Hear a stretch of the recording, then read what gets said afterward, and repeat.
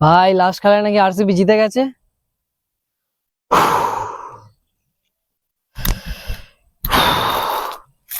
দাঁড়াও এটা রাখি বাড়া, তারপরে বলছি।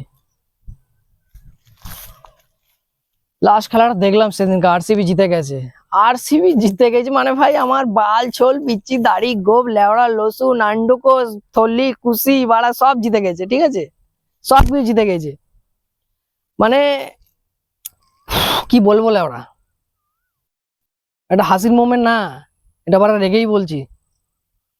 এই একটা ম্যাচ জিতে কোন বাল ছিল, এরকম যদি প্রথম থেকে খেলে আসতো তাহলে কাজে দিত। আরসিবি কে না বাড়া ক্রিকেট খেলানো উচিত না, আরসিবি কে কোনোদিনই ক্রিকেট খেলানো উচিত না বাড়া।